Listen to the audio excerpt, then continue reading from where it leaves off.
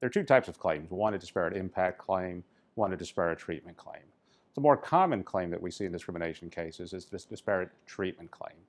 In a disparate treatment case, the decision maker, it is alleged, is motivated by a discriminatory bias. That is, he or she has some bias against an individual because of a protected factor, age, race, sex, etc. In a disparate impact claim, in contrast, the company or the employer can have a facially neutral policy, seemingly on its face, doesn't have an impact one way or another on somebody in a protected category. But in fact, the employee or the applicant alleges that that facially neutral policy does have a discriminatory impact against somebody in a protected category. And if that in fact is the allegation, then the burden switches to the employer to show that the reason for the policy is something other than discrimination, that it was motivated by reasonable business considerations and not a protected category. In the case just decided by the 11th Circuit, the employer, R.J. Reynolds, was looking to recruit for a population of employees.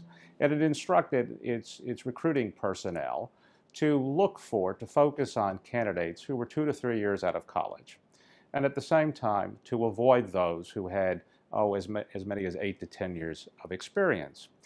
In the case just decided, the plaintiff was 49 years old, sought the position, never heard back from the employer. And he made the argument that that policy, those instructions provided to the recruiters, had an adverse impact on individuals who are older.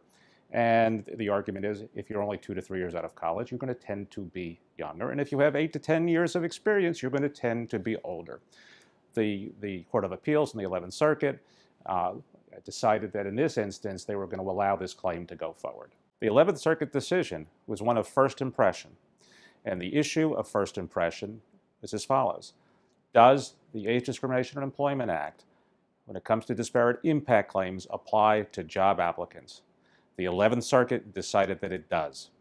As a consequence of that decision, employers need to take that into account when looking at the impact of their policies on job applicants. Here, we're talking specifically about hiring and recruiting policies, job postings, to ensure that there isn't a potential disparate impact claim lurking there, and also to be sure that those policies can be justified by reasonable business factors other than the protected category and issue.